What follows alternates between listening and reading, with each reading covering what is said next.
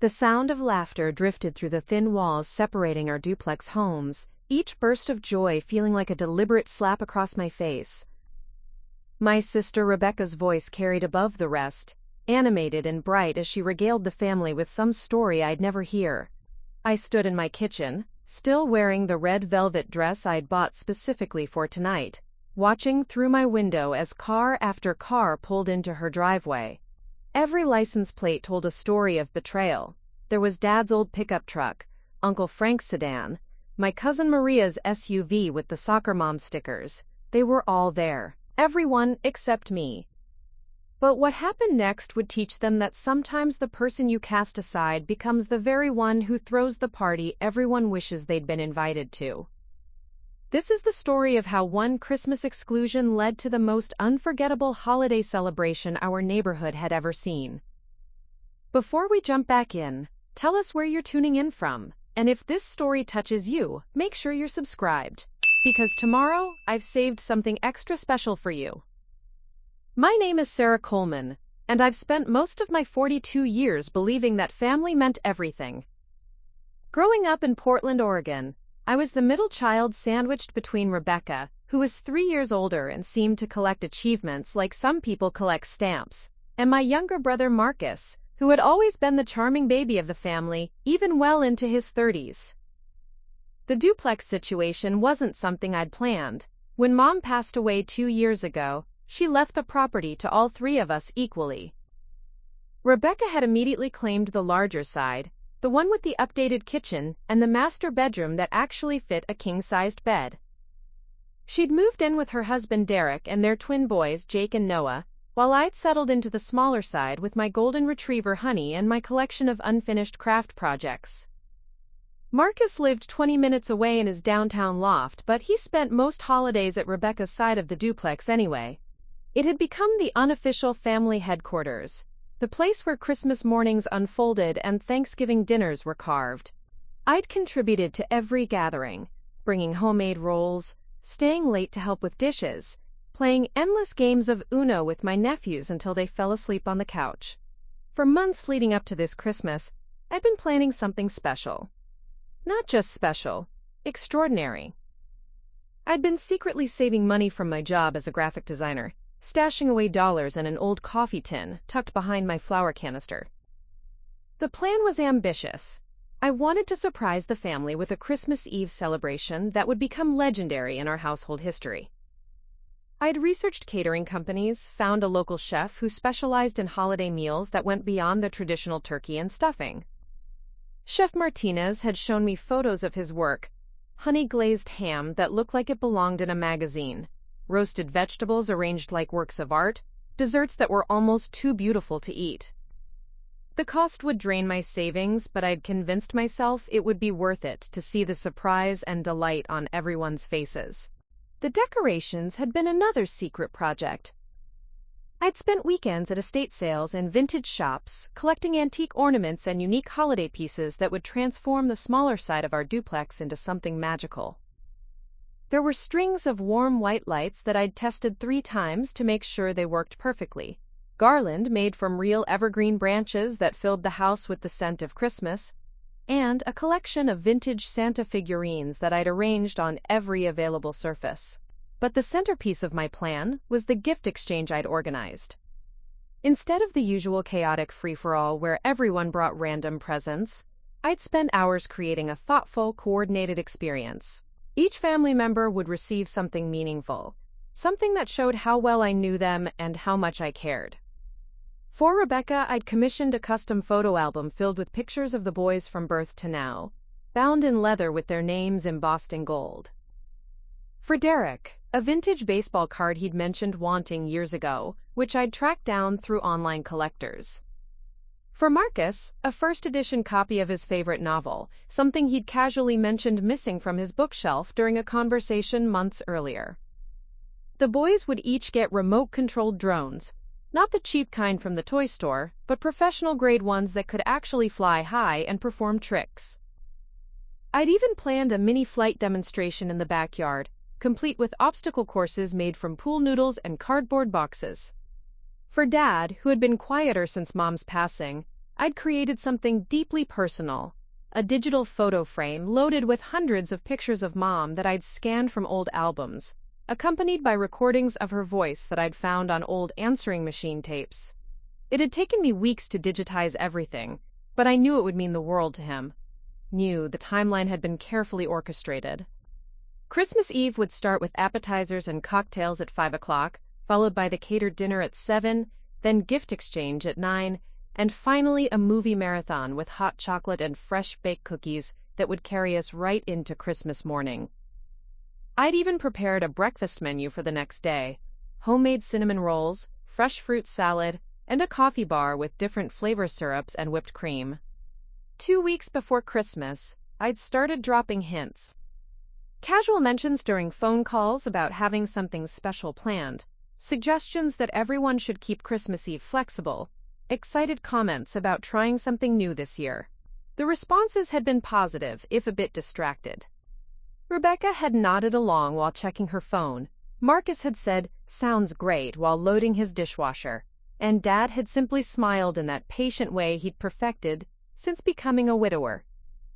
1 week before Christmas, I decided it was time to make the official announcement. I'd called Rebecca first, my heart pounding with excitement as I listened to the phone ring. "Hey Sarah, what's up? I'm actually in the middle of wrapping presents." "Perfect timing then," I'd said, unable to keep the grin out of my voice. "I wanted to talk to you about Christmas Eve. I've been planning something really special for all of us, and I wanted to make sure you had it blocked out on your calendar."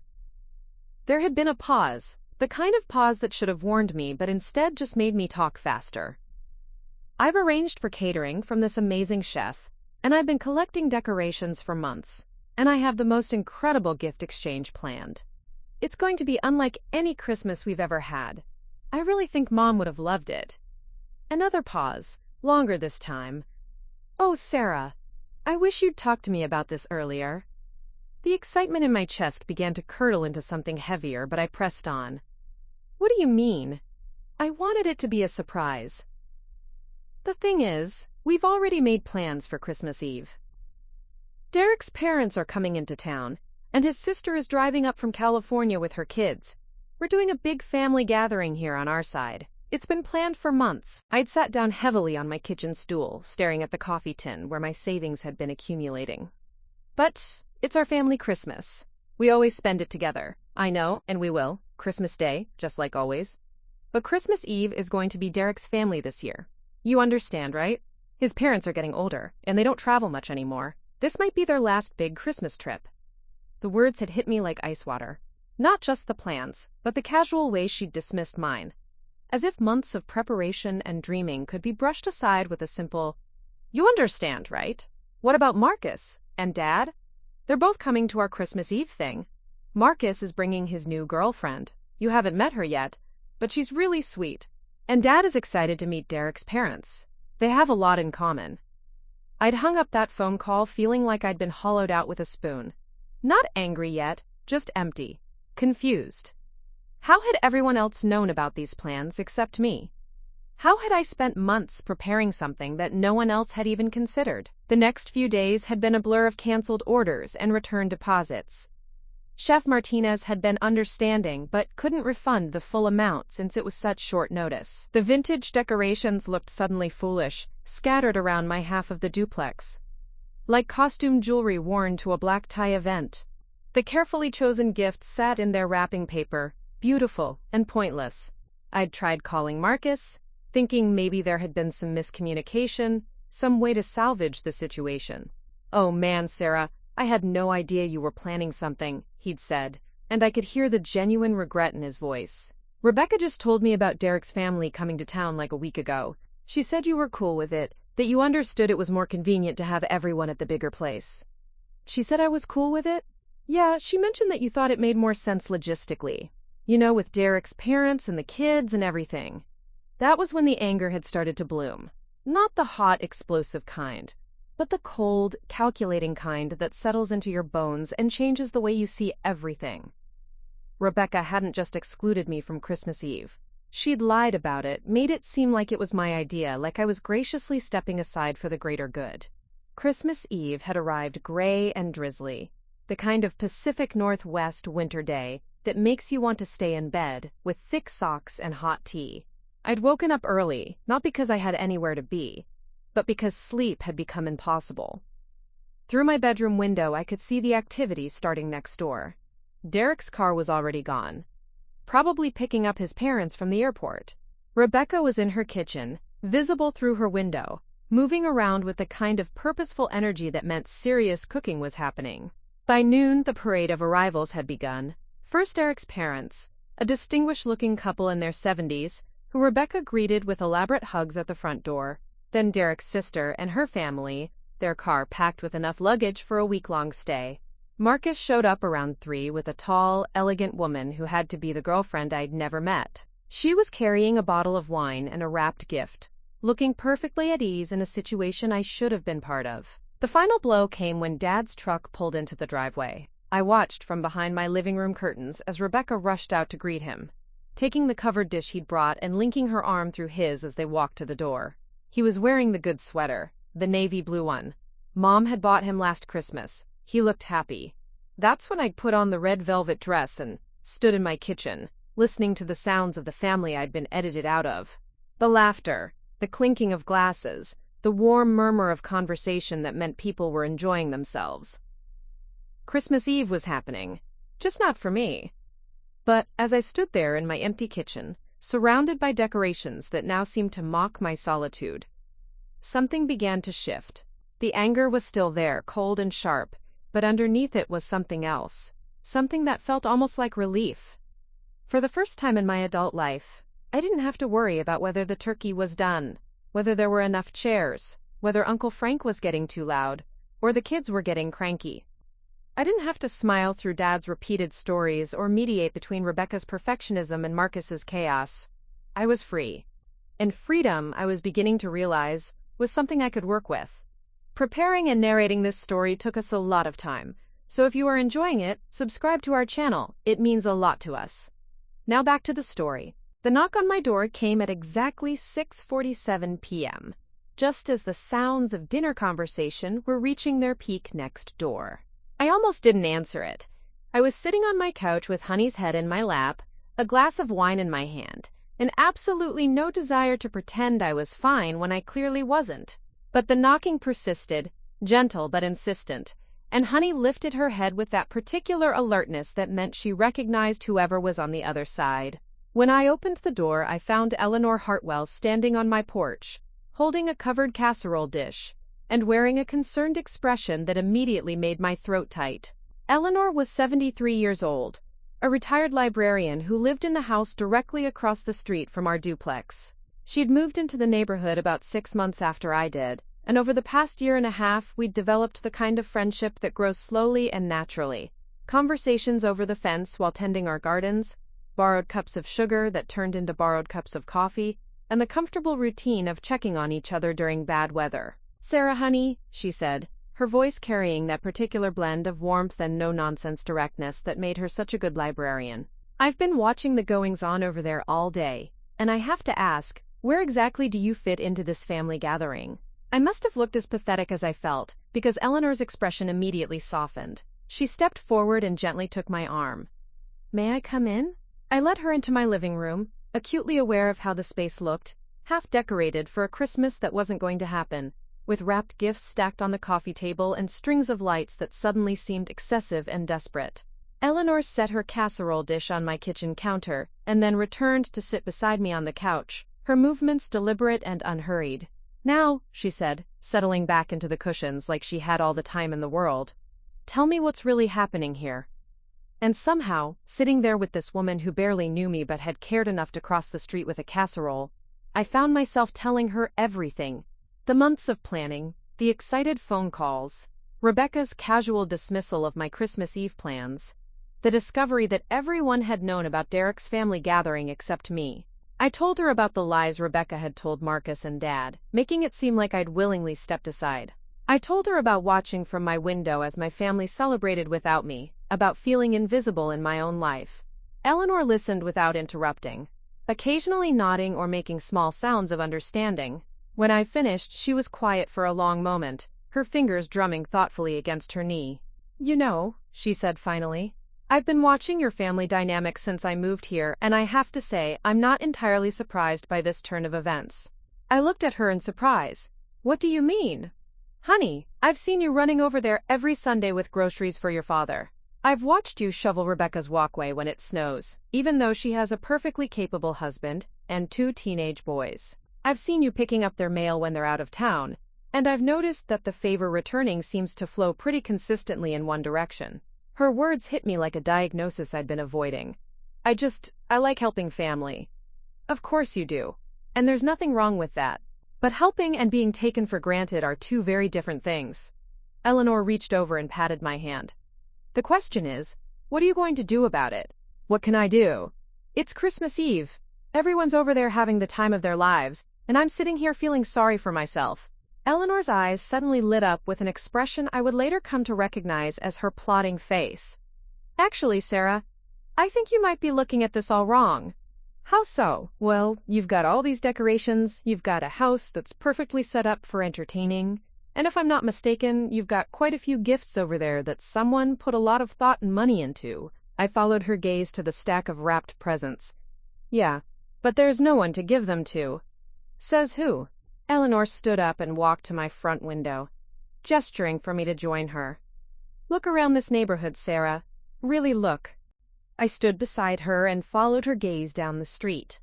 For the first time, I actually paid attention to what I was seeing. The Henderson house at the end of the block was dark, except for a single porch light. Old Mr. Garcia, next door to Eleanor, was sitting alone on his front porch, despite the cold, smoking a cigarette and staring at nothing. The apartment complex across the street had dozens of windows, and many of them glowed with the blue light of television screens, the universal sign of people spending the evening alone. "You see it now?" Eleanor asked softly. "You're not the only one who got left out of Christmas Eve." As if to prove her point, a woman emerged from the apartment complex walking a small terrier. I recognized her. Janet something, a nurse who worked the night shift at the hospital.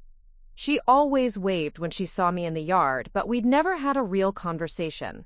She looked tired, the way people look when they're facing a holiday shift while everyone else is with family. "Now," Eleanor continued, turning back to me with that plotting expression fully engaged, "what if instead of sitting here feeling sorry for yourself, you did something unprecedented?"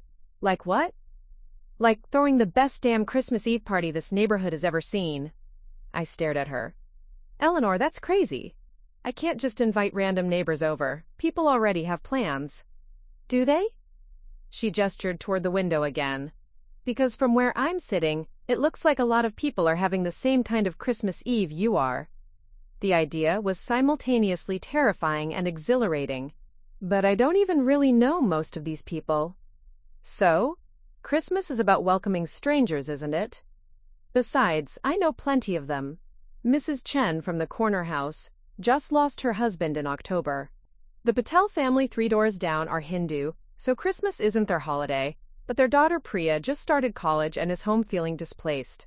The young couple in the blue house, the Johnsons, just moved here from Minnesota and don't know anyone yet. I could feel something shifting inside me, the same feeling I'd had when I first started planning my original Christmas surprise. But different. Bigger. "But what about food?" "I canceled the catering." Eleanor smiled. "Honey, this is a neighborhood full of people who know how to cook. Mrs. Chen makes the best dumplings you've ever tasted. Priya's mother could teach professional chefs a thing or two about curry. And I happen to make a green bean casserole that people drive across town for. You're talking about a potluck. I'm talking about a community. The kind of Christmas gathering that actually means something, not just an obligation people show up to because they have to." I looked around my living room with fresh eyes. The decorations that had seemed sad and excessive suddenly looked festive again. The space that had felt empty now seemed full of possibility. How would we even organize something like this on such short notice? Eleanor was already pulling out her phone. "Leave that to me. I've got numbers for half the neighborhood, and the other half I can visit in person. You just focus on getting this place ready for a party." "But what if no one comes? What if everyone comes?" she countered. What if you throw the kind of Christmas Eve that people talk about for years? What if you show your family next door what real hospitality looks like? That last comment hit home. Through my kitchen window, I could see Rebecca's dining room, where everyone was gathered around her carefully set table. It looked lovely and formal and exactly like every other family dinner we'd ever had. Safe, predictable, exclusive. You know what? I said, surprising myself with the firmness in my voice. Let's do it. Eleanor clapped her hands together. That's the spirit! Now, first things first. We need to make a list. For the next hour, Eleanor and I sat at my kitchen table, planning what would either be the best idea I'd ever had, or the most spectacular failure in neighborhood history. Eleanor knew everyone's dietary restrictions, their family situations, their personalities. Mrs. Chen was shy but warm once you got her talking. The Johnson couple was young and eager to make friends. Mr. Garcia might seem gruff, but he was actually lonely since his wife moved to the nursing home. What about Janet from the apartments? I asked, remembering the woman with the terrier. Perfect. She works nights, so she's usually awake anyway. And she's got the most beautiful singing voice. Used to be in a gospel choir before she moved here. By 8 o'clock, Eleanor had made 15 phone calls and knocked on 6 doors. The response was overwhelming. Mrs. Chen was coming and bringing enough dumplings for 20 people. The Patels were excited to share their holiday sweets and meet new neighbors. The Johnsons practically cried with relief at having somewhere to go. Even Mr. Garcia had agreed to come, though he'd grumbled about all this fuss while Eleanor was inviting him. He's bringing his guitar, Eleanor reported when she returned from her recruiting mission. Apparently he used to play professionally. This is really happening, I said, looking around my house with new eyes. I'm really doing this. We're really doing this, Eleanor corrected. And Sarah? This is going to be infinitely better than whatever's happening next door. As if on cue, we heard a burst of laughter from Rebecca's side of the duplex. But instead of the sharp sting I'd been feeling all day, I felt something else entirely. Anticipation. Excitement. The thrill of creating something completely unexpected. I started moving with purpose, rearranging furniture to create better conversation areas, setting up a hot chocolate station in the kitchen, arranging the wrapped gifts under my tree. Most of them wouldn't be appropriate for my new guests, but there were a few generic ones I could use, and I could always run to the drugstore for some last-minute additions. What about music? I asked Eleanor, who was helping me move chairs from the dining room. Leave that to Mr. Garcia and Janet. Between his guitar and her voice, we'll have our own private concert. At 8:30, just as we were putting the finishing touches on the food stations, I heard car doors slamming in Rebecca's driveway. Through the window, I could see Derek's family loading up to leave. They were hugging and laughing, looking satisfied and content. Derek's parents were being carefully bundled into coats, and his sister was collecting sleepy children from the porch. They're leaving early, I observed. Eleanor joined me at the window. Big family gatherings can be exhausting. All that effort to be perfect, to make sure everyone's happy. She glanced at me meaningfully. Our gathering is going to be different, more relaxed, more real. The first knock on my door came at exactly 9 o'clock. Mrs. Chen stood on my porch with an enormous covered tray, her face nervous but hopeful. Behind her, I could see the Johnsons walking up my front path, carrying a bottle of wine, and wearing the eager expressions of people grateful to have somewhere to belong. Mrs. Chen, I said, opening the door wide. Welcome. Thank you so much for coming. Her face broke into a smile that transformed her entire appearance. Thank you for inviting me. It has been very quiet since Harold passed. As I helped her with her coat and led her to the kitchen to set down her dumplings, I realized that Eleanor had been absolutely right. This wasn't just about showing my family what they were missing. This was about discovering what I'd been missing. The joy of opening your home not out of obligation, but out of genuine desire to connect with other people. The Johnsons introduced themselves as Mike and Jenny, and within minutes they were deep in conversation with Mrs. Chen about the best places to shop for groceries in the neighborhood. When the Patels arrived with their daughter Priya and an impressive array of sweets, the living room began to fill with the kind of easy conversation that happens when people are genuinely interested in getting to know each other. By 9:30, my house was full of neighbors I'd barely known that morning, and it felt more like home than it had in months. Eleanor was right. This was going to be infinitely better than whatever had happened next door, and the best part was, it was just getting started. By 10 o'clock, my living room had transformed into something I'd never experienced before, a gathering where strangers were becoming friends at lightning speed. Janet had arrived with her terrier, Buster, who immediately became the unofficial party mascot, accepting pets and treats from everyone while wagging his tail with diplomatic enthusiasm. Mr. Garcia had surprised everyone by showing up not just with his guitar, but also wearing a festive red sweater that looked like it hadn't seen daylight in years. "My late wife Maria bought me this," he'd explained gruffly when Jenny Johnson complimented it. "She always said Christmas sweaters were mandatory for Christmas parties." The sound of his guitar tuning filled the house as people settled into conversations that felt both spontaneous and natural. I moved between groups, making sure everyone had drinks and food, but mostly just marveling at how effortlessly my neighbors were connecting with each other. Mrs. Chen had positioned herself near the kitchen island, where she was carefully explaining her dumpling-making technique to Priya Patel, who was taking notes on her phone. "The secret is in the fold," Mrs. Chen was saying, her hands moving gracefully as she demonstrated with an imaginary dumpling. "Too loose and the filling falls out. Too tight and the dough tears when it cooks." "I've been wanting to learn authentic Chinese cooking," Priya said eagerly. "My mom is an amazing cook, but she specializes in Indian cuisine. I'm trying to expand my skills before I go back to college." "You come to my house next weekend," Mrs. Chen offered immediately. "I teach you properly. We make fresh noodles, too." Meanwhile, the Johnsons had discovered that Eleanor shared their passion for mystery novels, and the three of them were engaged in an animated discussion about whether Agatha Christie or Raymond Chandler was the superior writer. Mike was firmly in the Christie camp, while Jenny argued passionately for Chandler's noir sensibilities. "But Christie's puzzle construction is unmatched," Eleanor was saying, gesturing with her wine glass. "The way she plants clues that seem insignificant until the final revelation. It's like watching a master craftsman at work." "I'll give you that," Jenny conceded. "But Chandler's prose style is pure poetry. It was a blonde to make a bishop kick a hole in a stained glass window." I was refilling the hot chocolate station when I noticed something that made me pause. Through my kitchen window, I could see into Rebecca's dining room, where the family was still gathered around the table, but the energy looked different now. Heavier, more strained. Derek was checking his phone repeatedly, Dad was rubbing his temples in that way he did when he was getting a headache, and Marcus was leaning back in his chair with the glazed expression of someone who'd reached their social limit. More telling was Rebecca herself. She was moving around the table with rigid efficiency, clearing plates and glasses with the kind of mechanical precision that meant she was stressed. Even from a distance, I could see the tension in her shoulders, the way she was forcing smiles that didn't quite reach her eyes. "Everything okay over there?" Eleanor asked, appearing beside me with her own view of the dining room scene. "I'm not sure," I admitted. "Rebecca looks like she's about to snap."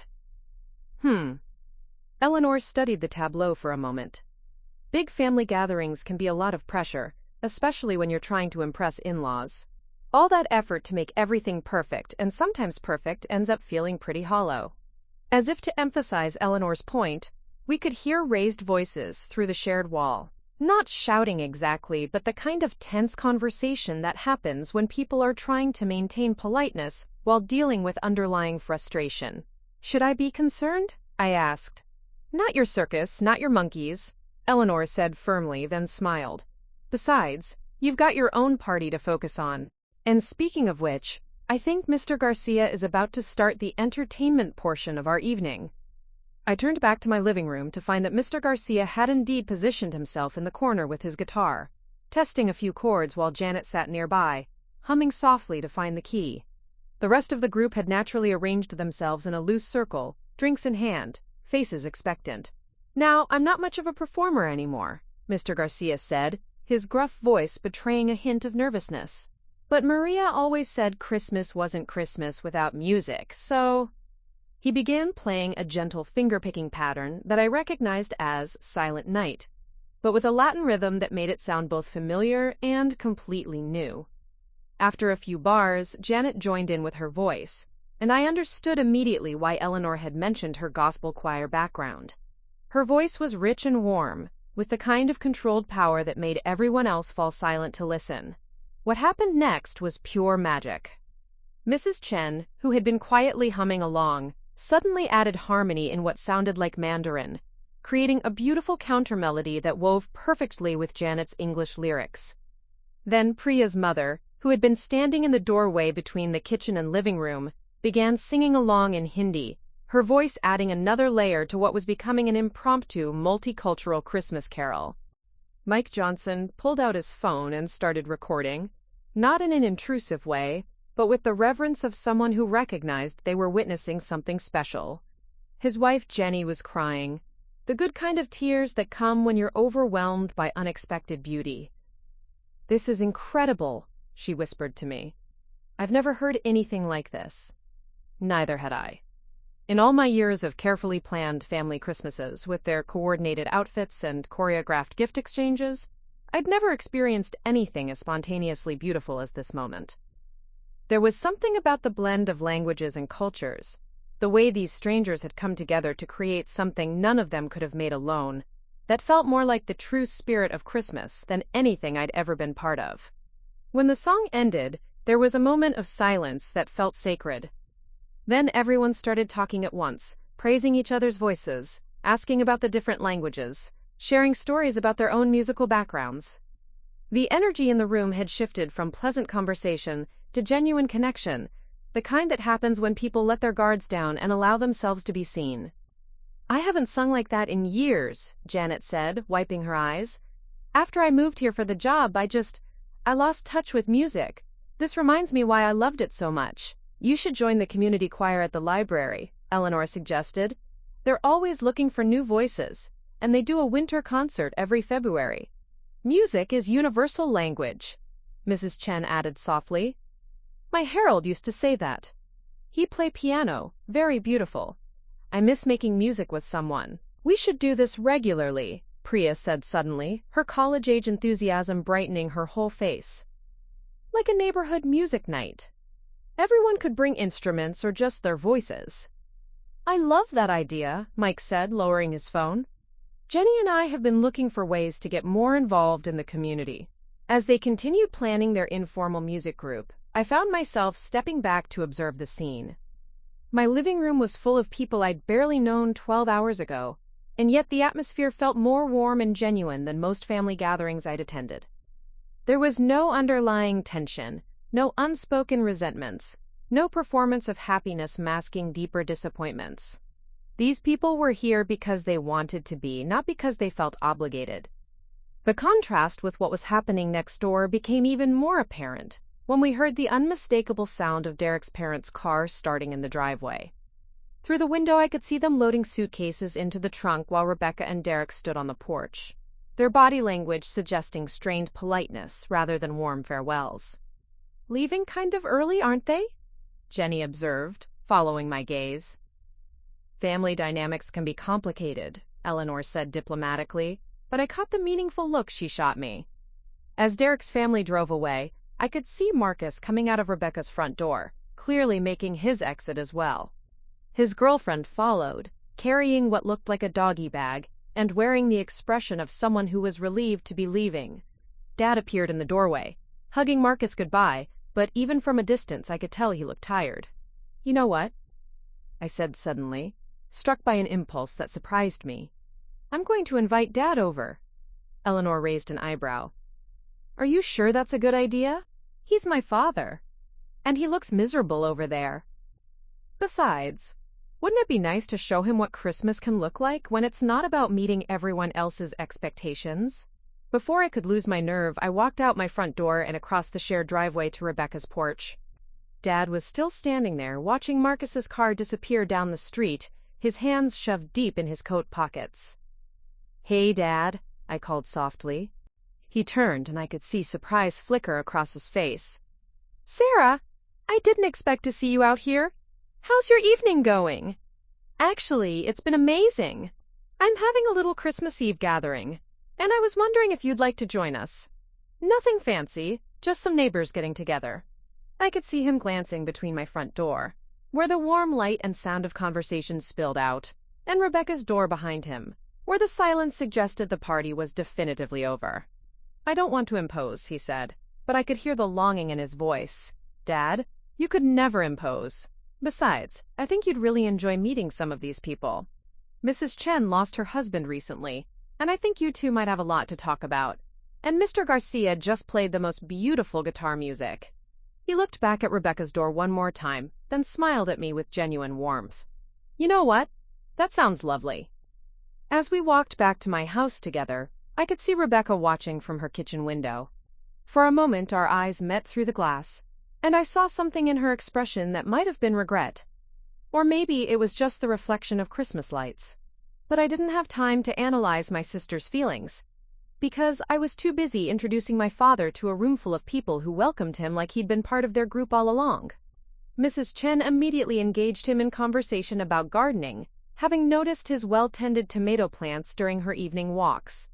Mr. Garcia discovered that Dad had served in the same branch of the military 40 years apart, and they were soon deep in conversation about how basic training had changed over the decades.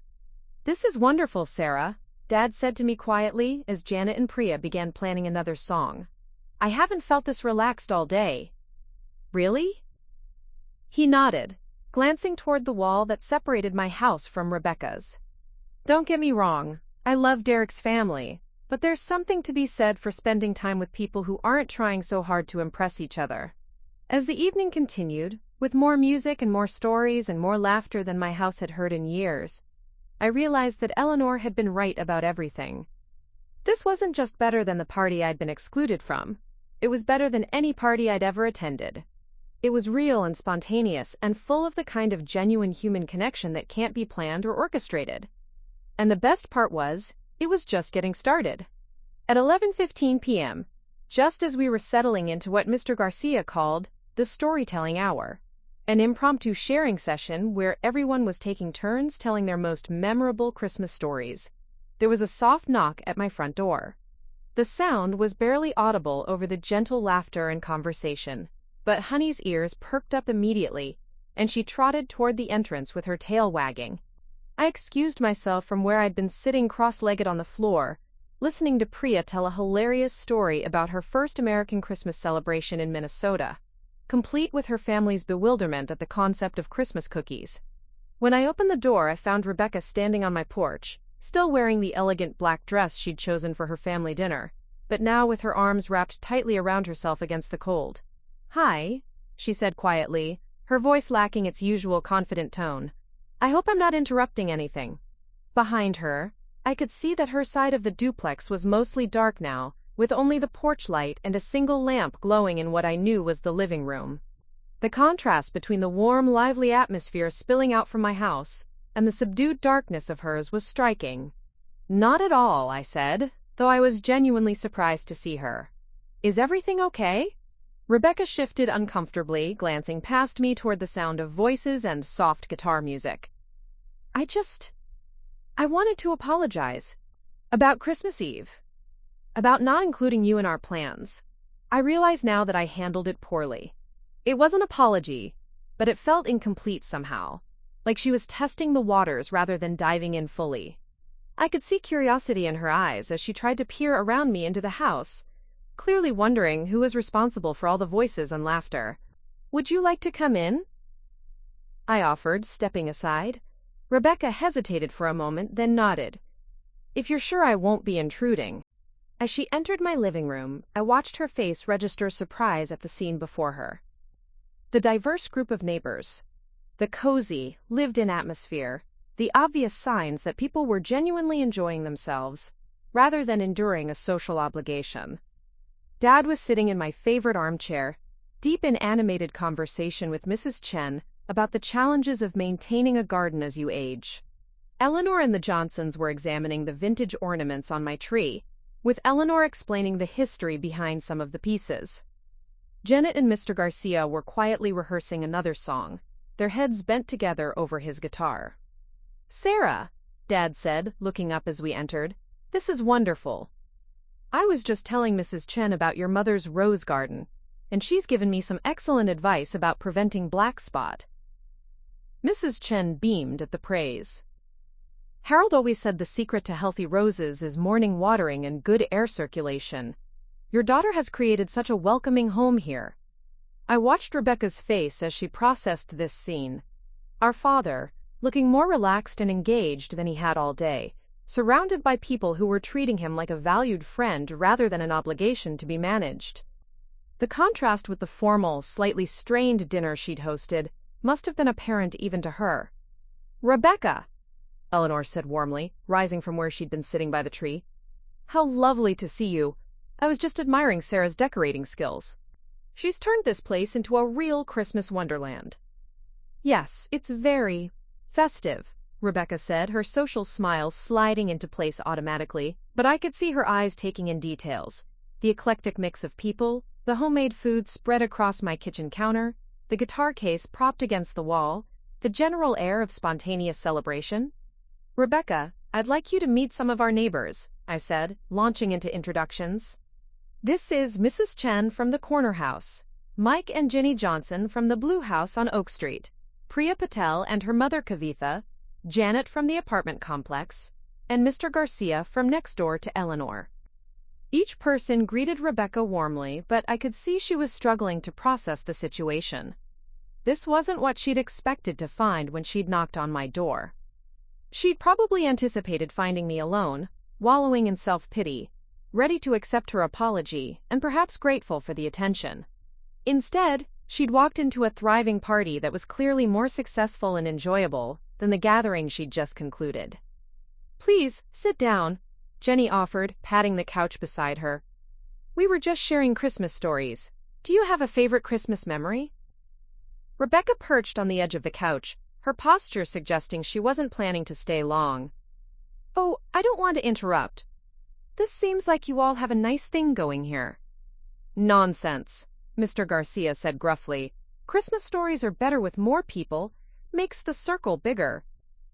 "Actually," Priya said, her young voice bright with enthusiasm, "I'd love to hear about Christmas traditions in your family. Sarah mentioned you have twin boys.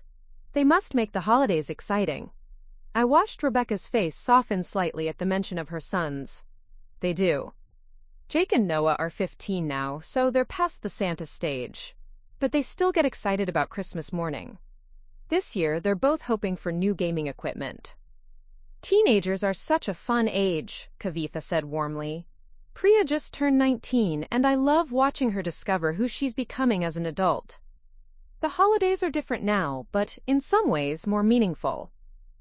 "Yes," Rebecca agreed, and for the first time since she'd arrived, her smile seemed genuine. "That's exactly it. The magic changes, but it doesn't disappear."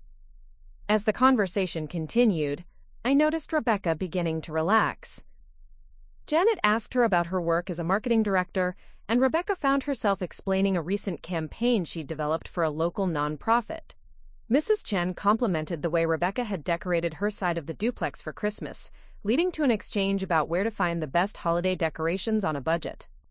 "You know," Mike said during a lull in the conversation, "this is exactly what we were hoping to find when we moved here. A real sense of community. We've been in Portland for 6 months, and this is the first time we've really felt connected to our neighborhood." "It's Sarah we have to thank for that," Eleanor said, raising her mug of hot chocolate in a mock toast.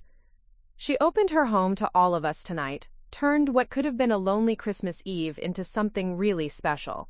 I felt my cheeks warm at the praise, but I also noticed Rebecca's expression shift slightly. There was something complex in her eyes. Pride, perhaps, but also what might have been guilt or regret. "Sarah always was the generous one in our family," Rebecca said quietly. "Even when we were kids, she was always the one organizing games, making sure everyone was included." "It's a gift," Dad added, looking at me with an expression that made my throat tight. "Your mother had the same quality. She could make anyone feel welcome." The mention of Mom created a moment of comfortable silence, the kind that happens when people are thinking about someone they loved. It was Eleanor who broke it, addressing Rebecca directly. "You know, we were just planning to make this a regular thing, a monthly neighborhood gathering. Rotating houses, potluck style. You and your family would be very welcome to join us." Rebecca looked surprised. "Really? Even after? I mean, I know I wasn't very inclusive about tonight." "Water under the bridge," Mr. Garcia said firmly. "Besides, the more the merrier. My Maria always said that. The boys would probably love it, Rebecca said slowly, as if the idea was just occurring to her. They're always complaining about being bored, and they love meeting new people. Wonderful, Janet said. Priya is going back to college next week, but she'll be home for spring break. It would be nice for her to have some local connections. As the conversation continued, I found myself watching Rebecca with new eyes. Away from the pressure of hosting Derek's parents, away from the need to manage everyone's expectations and maintain perfect appearances, she seemed more like the sister I remembered from childhood. The one who used to build elaborate blanket forts with me on rainy afternoons, who taught me how to braid friendship bracelets, who always saved me the last piece of birthday cake. Around midnight, people began to gather their things and make their goodbyes. But it wasn't the abrupt exodus that often happens when parties run late. Instead, it was a gradual, reluctant dispersal, with multiple promises to get together soon and genuine expressions of gratitude for the unexpected evening. This was magical, Mrs. Chen said to me as I helped her with her coat. I have not felt so welcomed since Harold passed. Thank you for including me. Thank you for the dumplings, I replied, and for sharing your story about Christmas celebrations in Beijing. I learned so much tonight. The Johnsons were among the last to leave, with Jenny hugging me tightly at the door. Seriously, Sarah, this was exactly what we needed. We've been feeling so disconnected since we moved here. Tonight reminded us why we chose this neighborhood. Same time next month? Mike asked, hopefully. Absolutely, I promised. Mr. Garcia packed up his guitar carefully, but not before shaking hands with Dad and making plans to meet for coffee later in the week. We'll swap war stories, he said with a gruff smile, and maybe I'll teach you a few chords. Janet lingered for a moment after the others had gone, Buster patient on his leash beside her. I just wanted to say, this reminded me why I love Christmas music so much. I'd forgotten that feeling of voices blending together, creating something beautiful. The neighborhood choir really would love to have you, Eleanor reiterated. And if you ever want to practice, my piano is always available. After everyone else had left, it was just me, Rebecca, Dad, and Eleanor standing in my living room, surrounded by the happy debris of a successful party. Empty mugs, crumb-covered plates, cushions displaced from enthusiastic conversation. I should help you clean up, Rebecca said, already reaching for a stack of dessert plates. Leave it, Eleanor said firmly. That's what tomorrow is for. Tonight is for savoring what just happened. Dad yawned, stretching his arms above his head. I should head home. But Sarah, this was one of the best Christmas Eves I've had in years. Your mother would have loved this. After he left, with promises to come over for Christmas morning coffee, Eleanor gathered her coat and prepared to cross the street to her own house. You did something special tonight, she told me, pausing at the door. Not just the party, but the way you welcomed Rebecca back into it. That took grace. After Eleanor left, Rebecca and I stood alone in my living room for the first time all evening. The silence felt different now, not awkward, but contemplative. I owe you a real apology, Rebecca said finally, not just for tonight, but for a lot of things. I've been taking you for granted, treating you like the reliable backup plan instead of appreciating what you bring to our family. Rebecca. No, let me finish. Tonight showed me something I didn't realize I was missing. The gathering at my house was fine, it was pleasant, but it felt obligatory. This felt joyful. There's a difference. I sank down onto my couch, suddenly feeling the exhaustion of the emotional roller coaster the day had been. I've been feeling invisible in our family for a while now, like I only matter when you need something. Rebecca sat down beside me, her elegant dress creasing as she curled her legs under her. I think I got so caught up in trying to be the perfect hostess, the perfect daughter-in-law, the perfect everything, that I forgot what actually matters. Connection. Authenticity. The way you made everyone feel tonight.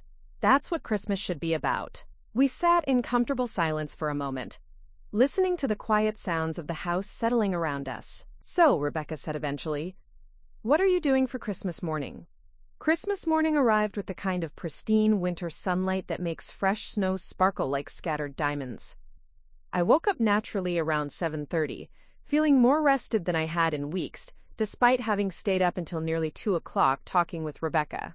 We'd covered everything, Years of accumulated misunderstandings, the pressure she'd been feeling to live up to Mom's hosting standards, my own tendency to give until it hurt rather than speak up about my needs.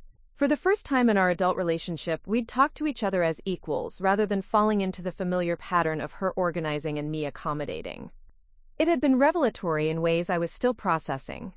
I made myself a cup of coffee and sat by my front window, watching the neighborhood wake up on Christmas morning. The Henderson house at the end of the street had lights on in their kitchen, probably kids eager to see what Santa had brought. A jogger in bright yellow gear crunched past on the sidewalk, leaving tracks in the thin layer of snow that had fallen overnight.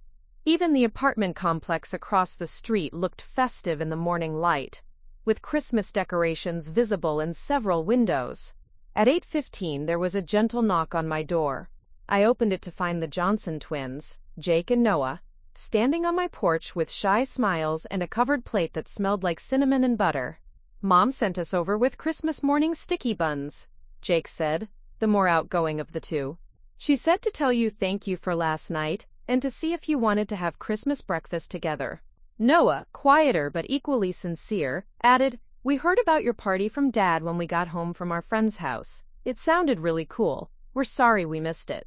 These were the first words either boy had spoken directly to me in months, despite our shared living space. Usually our interactions were limited to polite waves and "Hi, Aunt Sarah" when prompted by their parents. But there was something different in their demeanor this morning, a genuine friendliness that hadn't been there before. "That's very sweet of you both," I said, accepting the warm plate. "And yes, I'd love to have breakfast together. Your mom and I had a good talk last night." "Cool," Jake said, brightening. "Mom's been in a really good mood this morning. She actually laughed at one of Noah's jokes, which never happens." "Hey," Noah protested, but he was grinning. 20 minutes later, I was sitting at Rebecca's kitchen table for the first time in months, watching her move around the kitchen with an ease I rarely saw when she was entertaining. She was wearing comfortable pajamas and a fleece robe, her hair pulled back in a messy bun, looking more relaxed than I'd seen her in years. "I keep thinking about Mrs. Chen," she said as she flipped pancakes on the griddle. "The way she lit up when Dad started talking about gardening. I drive past her house every day, and I never thought to stop and introduce myself." "She's wonderful," I said, helping Jake set the table while Noah fed Honey pieces of bacon under the table when he thought no one was looking. "She's been alone since her husband died, but she has so many interesting stories. Did you know she used to be a translator for the United Nations?" "Really?" Derek looked up from where he was making fresh orange juice. "That's incredible. I work with international clients all the time. I bet she has amazing insights about cross-cultural communication." The breakfast that followed was unlike any family meal we'd shared in years. Instead of the usual routine of managing logistics and keeping conversation surface level, we actually talked about things that mattered. The boys told us about their friends, their classes, their plans for the coming semester. Derek shared a story about a difficult client situation that had resolved unexpectedly well. Rebecca talked about a marketing campaign she was developing for a local food bank. "You know what was different about last night?" Rebecca said, pausing with her fork halfway to her mouth. "Nobody was performing. Everyone was just being themselves." "What do you mean?" Noah asked. "Well, think about most family gatherings. Everyone's worried about saying the right thing, making the right impression, not stepping on anyone's toes. But at Sarah's party, people were just genuinely interested in each other. No agenda, no social hierarchy to navigate." Jake nodded thoughtfully. "Like when Mr. Garcia was telling those stories about his time in the Navy. He wasn't trying to impress anyone, he was just sharing experiences.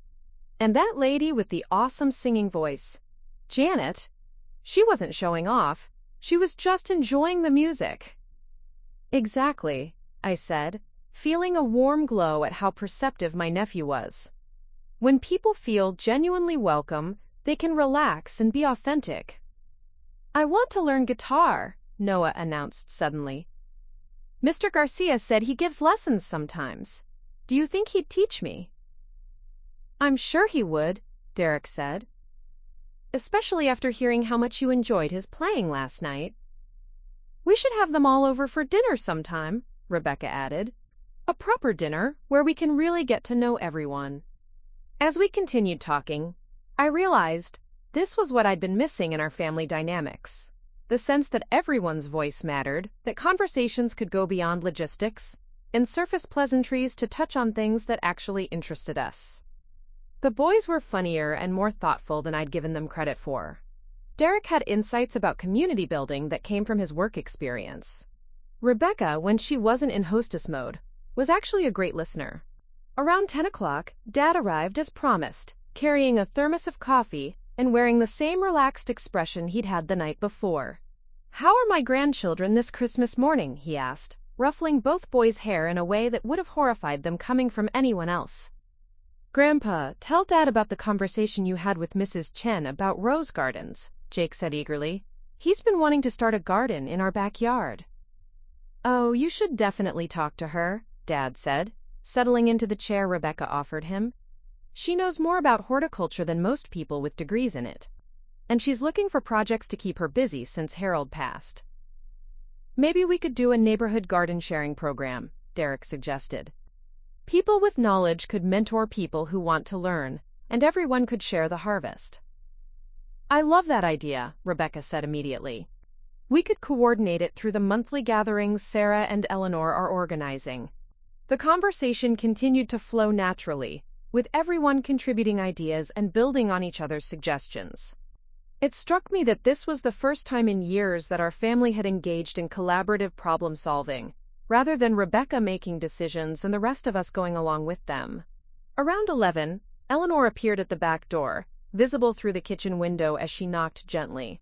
"Come in," Rebecca called, and Eleanor entered carrying a large basket covered with a red and white checkered cloth. "I hope I'm not interrupting Christmas morning," she said, "but I wanted to bring over some of my famous Christmas morning scones while they're still warm. And I have news from the neighborhood."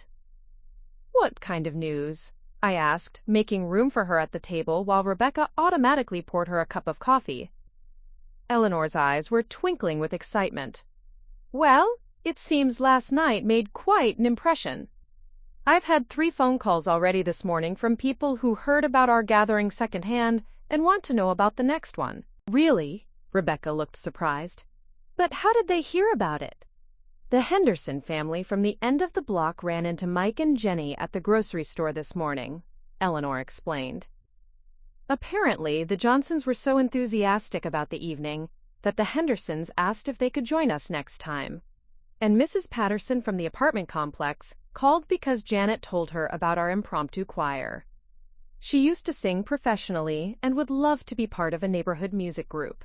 "This is getting bigger than we anticipated," I said, though I couldn't help feeling excited about the possibilities. "The best kind of problem to have," Dad said with a chuckle. "Your mother always said that genuine hospitality was contagious. When people feel truly welcomed, they want to create that feeling for others." "We'll need to think about logistics," Rebecca said, her marketing mind automatically kicking into gear. "If we're going to have 15 or 20 people regularly, we'll need to coordinate better. Maybe a simple email list, rotating hosting duties, guidelines for potluck contributions." "Look at you already planning," Derek teased gently, but his tone was affectionate rather than critical. "I can't help it," Rebecca laughed. "But I promise to plan with everyone's input, not just decide things unilaterally." Jake suddenly perked up. "Could we do themed gatherings sometimes? Like Noah and I could organize a game night, or we could do outdoor movie screenings in the summer." "I love that," Eleanor said immediately. "Multi-generational planning.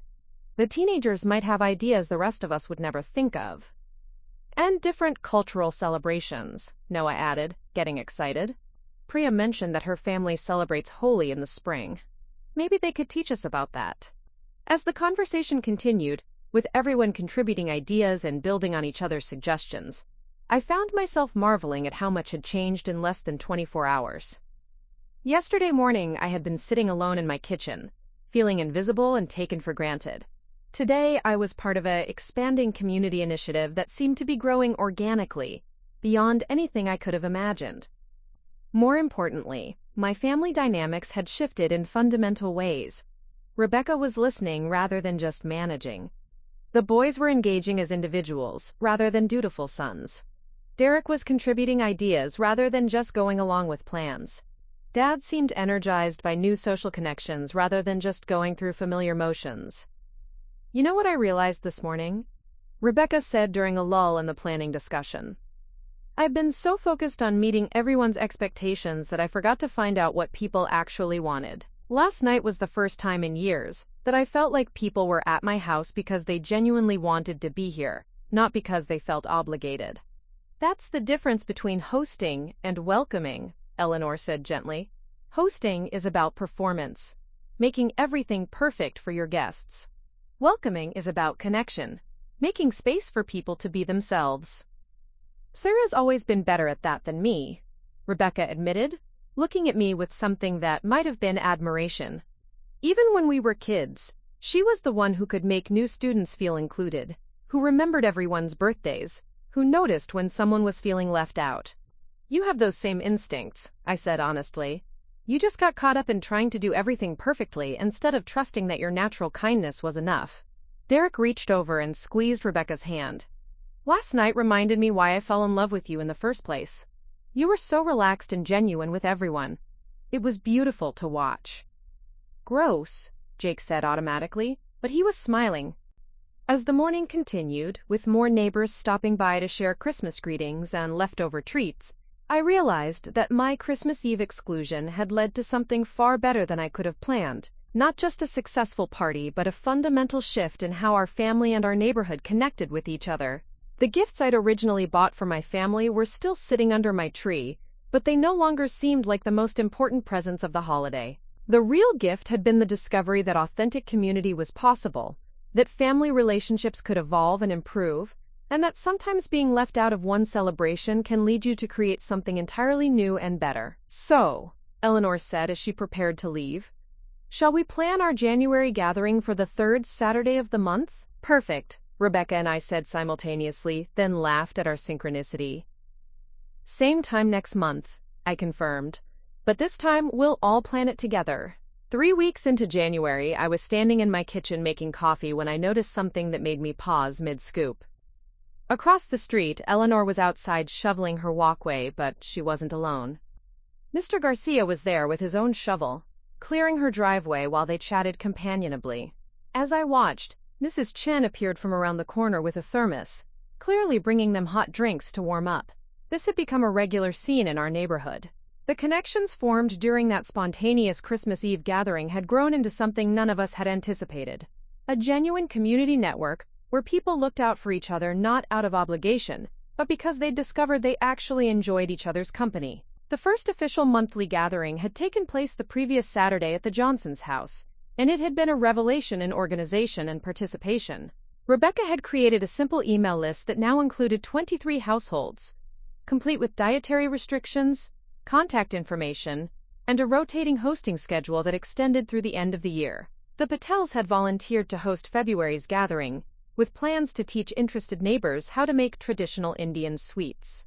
The Hendersons, the family from the end of the block who'd heard about Christmas Eve secondhand, had already signed up to host in March with a game night theme. But more fascinating than the organized events were the spontaneous connections that had sprouted throughout the neighborhood. Janet and Mrs. Patterson had indeed formed the nucleus of a community choir that now met every Tuesday evening in Eleanor's living room. They'd been joined by 3 other neighbors, and were already planning a spring concert in the community center. Mr. Garcia had taken on not just Noah as a guitar student, but also 2 other teenagers from the apartment complex, creating an informal music school that met in his garage on Sunday afternoons. The garden sharing program that Derek had suggested on Christmas morning had evolved into something more ambitious than any of us had imagined. Mrs. Chen had agreed to lead a series of workshops starting in March, covering everything from soil preparation to companion planting to organic pest control. 7 households had already committed to participating, with plans to create shared garden plots in the small common area behind the apartment complex that the landlord had agreed to let them use. Most surprisingly, the teenagers had organized their own subset of activities. Jake and Noah had connected with Priya during her winter break from college, and together they'd started a monthly volunteer project where the neighborhood's young people tackled community improvement tasks. Their first project had been organizing a supply drive for the local homeless shelter, which had collected 3 times more donations than they'd expected. "It's like the whole neighborhood woke up," Jenny Johnson had said to me the previous week when I'd run into her at the grocery store. "Mike and I have lived in 4 different cities, and we've never experienced anything like this. People actually know each other's names here." What struck me most was how natural it all felt. There was no forced cheerfulness, no social pressure to participate in activities that didn't interest you. Instead, people were gravitating toward the connections that genuinely appealed to them, creating a web of relationships that strengthened the entire community without demanding total participation from everyone. I was reflecting on all of this when my phone buzzed with a text from Rebecca. "Emergency sister meeting needed. Can you come over? Bring coffee." The tone was light, but Rebecca rarely called emergency meetings unless something significant was happening. I grabbed my coffee pot and crossed the duplex driveway, letting myself in through her kitchen door the way we'd started doing since Christmas. I found Rebecca sitting at her kitchen table with her laptop open, surrounded by printed emails and what looked like official documents. Her expression was a mixture of excitement and concern. "What's going on?" I asked, setting the coffee pot on her counter and settling into the chair across from her. "I got a call this morning from someone at Portland Monthly Magazine," she said, pushing one of the printed emails toward me. "Apparently, word about our neighborhood gatherings has reached the local media." I read the email quickly, my eyebrows rising with each paragraph. A freelance journalist named Marcus Thompson had heard about our community network from a friend who worked at the community center, where Janet's choir was planning their spring concert. He wanted to write a feature article about grassroots community building, using our neighborhood as a case study. "This is incredible," I said, looking up at Rebecca. "But why do you look worried?" "Because of this," she said, sliding another document across the table. This one was from the city's Community Development Office, expressing interest in using our neighborhood as a pilot program for a citywide community engagement initiative. They wanted to study our model, document our processes, and potentially replicate our approach in other neighborhoods throughout Portland. "Rebecca, this is amazing. Think about the impact we could have if other neighborhoods adopted similar programs." "I know, and part of me is thrilled," she said, running her hands through her hair. "But I'm also terrified that all this attention will change what we've created. What if institutionalizing it kills the spontaneous, organic nature that makes it work?" I sat back in my chair, understanding her concern immediately. What we'd built in our neighborhood worked precisely because it had grown naturally from genuine connections, rather than imposed structure. The Christmas Eve party had succeeded because it came from authentic emotion and real need, not because someone had followed a manual on community organizing. "Have you talked to Eleanor about this?" I asked. "That's my next stop after I talk to you. But I wanted to get your take first, since you're really the one who started all of this." "We all started it," I corrected gently. "That's what makes it work." Rebecca smiled at that, but her expression remained troubled. "The journalist wants to interview several of us, and the city wants to send someone to observe our February gathering. I don't want to make decisions for everyone, but I also don't want to miss an opportunity to help other people create what we found." I understood her dilemma completely. The attention was flattering and potentially beneficial, but it also felt fragile, like the wrong kind of scrutiny could somehow break the delicate ecosystem we'd cultivated. "Let me ask you this," I said slowly, working through my thoughts out loud. "What do you think Mrs. Chen would say? Or Mr. Garcia? Or the Johnsons?" Rebecca considered this for a moment. Mrs. Chen would probably be honored, but worried about becoming a spectacle. Mr. Garcia would be gruff about it but secretly proud. The Johnsons would be excited about the possibility of helping other people find community. And what about the teenagers? Jake would think it was cool to be in a magazine. Noah would be worried about people treating us like a social experiment. Rebecca paused, then laughed. "You know what? They'd probably have the most balanced perspective of all of us. So why don't we ask them? All of them, I mean. This community belongs to everyone who's part of it, not just to us." Rebecca's face lit up with relief. "Of course. We can bring it up at the February gathering, let everyone weigh in on how to handle the attention." In the meantime, I suggested, maybe we could ask for some parameters from both the journalist and the city. Make sure they understand that any coverage or study needs to respect people's privacy and not disrupt the natural flow of our activities. That's perfect, Rebecca said, already making notes on her laptop.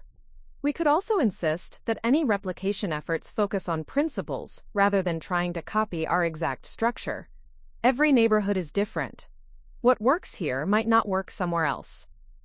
As we continued discussing the logistics, I found myself marveling at how naturally Rebecca and I had fallen into collaborative problem-solving. 3 months ago, she would have made these decisions independently and then informed everyone else. Now her first instinct was to involve the community in choices that affected the community. You know what's funny? I said as we wrapped up our planning session. If someone had told me on Christmas Eve that our neighborhood would become a model for community engagement, I would have thought they were crazy. If someone had told me on Christmas Eve that I'd learn more about leadership from watching you host a spontaneous party than I'd learned in 10 years of management training, I would have laughed, Rebecca replied. But here we are. We were interrupted by a knock on the kitchen door. Through the glass, I could see Eleanor, Mrs. Chen, and Janet, all bundled up in winter coats and looking like they were on a mission. "Come in," Rebecca called, and the 3 women entered, bringing cold air and excited energy with them. "We heard about the magazine article," Eleanor announced without preamble. Mrs. Patterson saw the journalist's email when Janet left her laptop open at choir practice. "And we've been talking," Mrs. Chen added, unwinding her scarf with careful precision. "We have thoughts," Janet nodded eagerly. "We want to make sure that any coverage focuses on the community aspect, not on individuals. This isn't about any one person being special. It's about what happens when neighbors actually get to know each other." "Exactly what we were just discussing," I said, gesturing for them to sit down while Rebecca put the kettle on for tea. "We also think," Eleanor continued, settling into her chair with the authority of someone who'd clearly been elected spokesperson, "that we should use this attention as an opportunity to highlight some of the challenges in community building, not just the successes." "What do you mean?" Rebecca asked, pausing in her tea preparation. "Well, for instance, it took a family crisis to bring us all together," Mrs. Chen said gently, glancing at me with compassion. "Many people are isolated not by choice, but because modern life makes it difficult to form connections. Any article should acknowledge that reality. And we should be honest about the fact that not everyone in the neighborhood has chosen to participate," Janet added. "Some people prefer privacy, and that's valid too. Community building can't be forced." As the 5 of us continued talking, developing a collective response to the unexpected attention our neighborhood had attracted, I realized that this conversation was itself a perfect example of why our community worked. Everyone had a voice, concerns were addressed openly, and decisions emerged from genuine consensus rather than top-down authority. An hour later, we had outlined a response strategy that felt true to our values while embracing the potential positive impact of sharing our experience. We would welcome the journalist, but with clear boundaries about respecting individual privacy. We would cooperate with the city's pilot program study, but insist that any recommendations focus on principles of authentic connection rather than prescriptive programs. Most importantly, we would use any platform we were given to emphasize that sustainable community building starts with individual willingness to be vulnerable and genuine with neighbors. "There's one more thing," Eleanor said as we were gathering our coats to leave. "I think we should invite the journalist to experience our community firsthand before writing about it. Not just interview us, but actually participate in one of our gatherings." "That's brilliant," Rebecca said immediately. "Let him see what it actually feels like to be part of what we've created."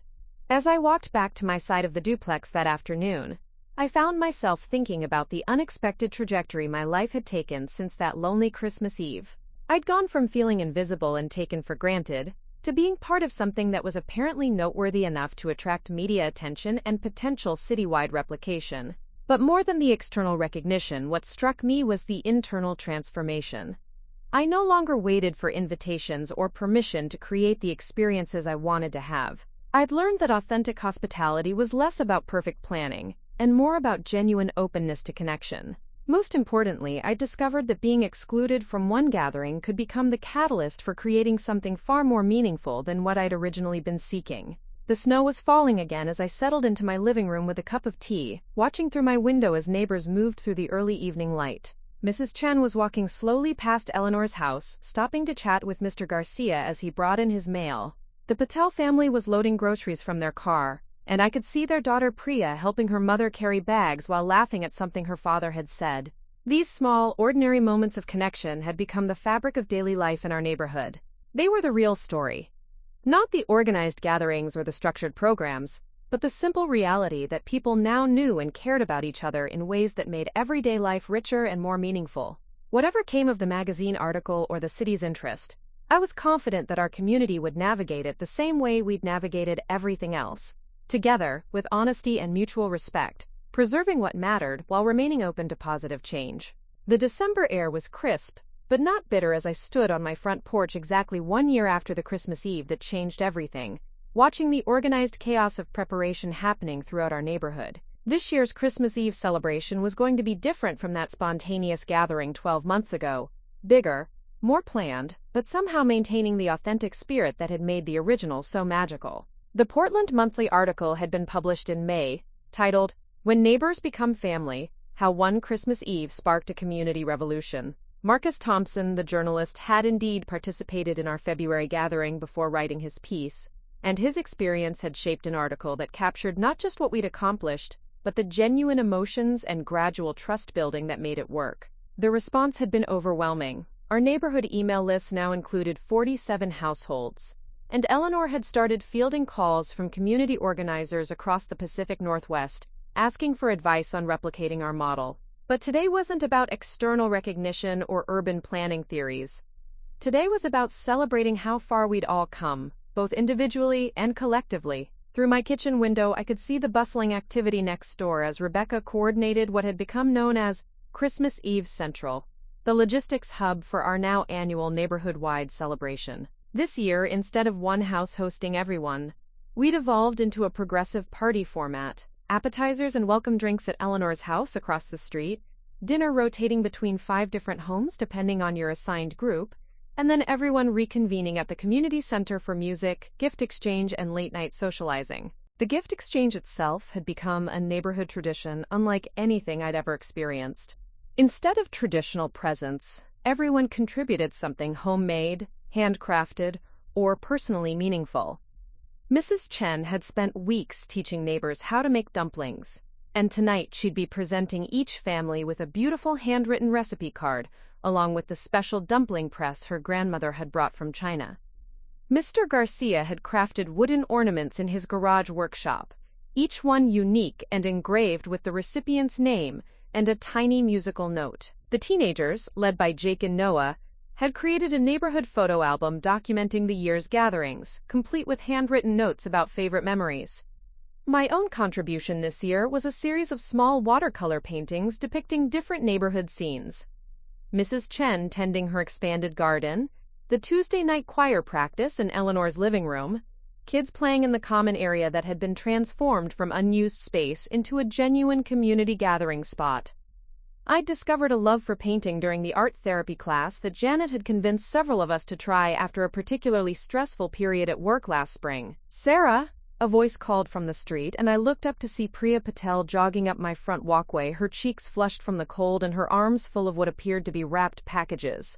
She was home from college for winter break, and her presence always brought extra energy to our gatherings. "I need to hide these at your house before my parents see them," she said breathlessly, holding up the packages. "I made something special for them in my ceramics class, and I want it to be a surprise tonight." "Of course," I said, opening my door wider. "Kitchen counter okay?" As Priya carefully arranged her gifts on my counter, I marveled at how natural these kinds of small favors had become among neighbors. People dropped off mail for each other, borrowed ingredients without a second thought, kept spare keys, and generally operated with the kind of casual intimacy that I'd always associated with close family rather than neighbors. "Can I ask you something?" Priya said as she finished arranging her packages. "I've been thinking about writing my sociology final paper about what happened here, but I want to make sure I understand it correctly. What do you think was the most important factor in making this community thing work? I considered her question seriously. Over the past year, we'd all been asked variations of this question by journalists, city planners, and academic researchers. But Priya's version felt different. More personal, less clinical. I think it was the timing, I said finally. Not just the Christmas Eve timing, but the fact that several of us were at points in our lives where we were open to something different. Eleanor had just retired and was looking for purpose. Mrs. Chen was dealing with loneliness after her husband's death. The Johnsons were new to the area and actively seeking connection. Even Rebecca was feeling trapped by her own perfectionism and ready for something more authentic. So you're saying it wasn't just about you being excluded from Christmas Eve. That was the catalyst. But if people hadn't been genuinely hungry for real community, nothing would have stuck. You can't force authentic connection. You can only create conditions where it might happen naturally. Priya nodded thoughtfully, making notes on her phone. That makes sense. My anthropology professor talks about how social change usually requires both individual readiness and structural opportunity. Exactly. And I think the other crucial factor was that we didn't try to fix anyone or change anyone. We just created space for people to be themselves. And the relationships grew from there. We were interrupted by a knock on the door. Eleanor, carrying a large insulated bag and wearing the slightly frazzled expression of someone managing a complex event. Sarah, honey, could I borrow your extra folding chairs? We have more people coming to appetizers than I anticipated, and Mrs. Patterson is bringing her sister who's visiting from Seattle, and the Hendersons' college-age daughter just arrived home unexpectedly. Of course, I said, already heading toward my garage. How many do you need? However many you can spare. Rebecca has the full count. But I think we're up to 63 people total across all the activities tonight. 63 people. I paused in pulling chairs from their storage rack, remembering the devastating loneliness of sitting alone at my Christmas table 12 months ago. The contrast was almost surreal. As Eleanor and I loaded chairs into her car, she glanced at me with that knowing expression she'd perfected over the past year. You know what I was just thinking about, she said. That conversation we had in your living room last Christmas Eve, when I suggested you throw your own party. Did you ever imagine it would lead to this? Never, I said honestly. I was just trying to salvage one evening, not transform an entire neighborhood. That's the thing about authentic generosity, Eleanor said, securing the last chair in her trunk. You never know how far the ripples will spread. By late afternoon, the progressive party was in full swing. I'd been assigned to dinner group 3, which meant starting at the Patel house for Kavitha's famous curry feast. Walking into their warmly lit dining room, I was struck by the easy familiarity of the conversations already in progress. Mr. Garcia was deep in discussion with Derek about sustainable building materials. Apparently, Derek's architecture firm was considering a project using reclaimed wood, and Mr. Garcia had connections with local suppliers. Mrs. Chen was teaching the Hendersons' teenage daughter how to use chopsticks properly, both of them laughing as rice scattered across the plate. Sarah, Kavitha called from the kitchen doorway. Perfect timing. I need someone to help me carry the naan. As I followed her into the kitchen, I reflected on how these kinds of easy task sharing had become second nature in our community. No one ever asked, "What can I do to help?" anymore. People just saw what needed doing and did it. The dinner conversations ranged from serious to silly, touching on everything from local politics to favorite Netflix shows to plans for the community garden's spring expansion. What struck me was the genuine interest people showed in each other's lives. Not polite small talk, but real curiosity and engagement. I have an announcement, said Tom Henderson during a lull in conversation. He was a quiet man in his 50s who worked as an engineer and rarely spoke up in group settings, so everyone turned to listen attentively. Linda and I have decided to put an offer on the house that's been for sale on Maple Street, he said, referring to his wife who was at a different dinner group. We want to stay in this neighborhood permanently, and we don't want to risk missing out if the housing market gets more competitive. The table erupted in pleased exclamations and congratulations. The house on Maple Street had been for sale since October, and several of us had worried about what kind of neighbors might move in. Not because we were unfriendly to newcomers, but because we'd all become invested in maintaining the community culture we'd built. That's wonderful, Mrs. Chen said warmly. Your family has been such an important part of what we've created here. Plus, your teenagers actually show up for the volunteer projects, Mr. Garcia added with his characteristic gruffness. Half these kids today just want to play video games. Speaking of which, Priya interjected, did you all hear about the city council presentation next month? They want our youth group to present their volunteer model to other neighborhoods as part of the community engagement pilot program. This led to a spirited discussion about the balance between sharing their success and maintaining the informal, organic nature that made their youth programs work. It was exactly the kind of thoughtful, nuanced conversation that had become typical of our community gatherings. People taking real ownership of shared concerns and working through complex issues together. As dinner wound down and people began migrating toward the community center for the evening portion of the celebration, I found myself walking with Rebecca and Dad through the quiet streets of our neighborhood. The houses we passed were warmly lit, many with Christmas decorations that reflected the diverse cultural backgrounds of their inhabitants. Traditional evergreen wreaths alongside colorful string lights reminiscent of Diwali celebrations, menorahs visible in windows next to Santa figurines. You know what's different about this Christmas compared to last year? Dad said as we strolled past the apartment complex where Janet and several other neighbors lived. What's that? Rebecca asked. Last year, even at the family dinner, I felt like I was going through the motions, being polite, playing the role of grandfather and father, but not really connecting with anyone. Tonight, I've had more genuine conversations than I've had in months. People actually listen when I talk about Mom's garden or my work at the food bank. That's because people here see you as a whole person, not just as someone's father or grandfather, I said. You're Tom, who knows everything about heirloom tomatoes and volunteers at the shelter, and tells the best stories about your Navy days. Exactly, Rebecca added. I think that's what I was missing in my approach to family gatherings. I was so focused on managing everyone's roles and making sure everything ran smoothly that I forgot to actually enjoy the people I was hosting. As we reached the community center, we could hear the sound of music and laughter spilling out into the cold December air. Through the windows, I could see the familiar sight of Mr. Garcia tuning his guitar while Janet warmed up her voice, preparing for what had become the traditional carol sing-along that would transition into more contemporary music as the evening progressed. The gift exchange that followed was everything I'd hoped it would be. Not about the monetary value of presents, but about the thought and personal connection behind each offering. Mrs. Chen's dumpling recipe cards were received with genuine delight, especially by the newer neighbors who were still learning to navigate her legendary shyness. Mr. Garcia's wooden ornaments brought tears to several people's eyes, particularly when they realized he'd carved tiny symbols representing each person's interests.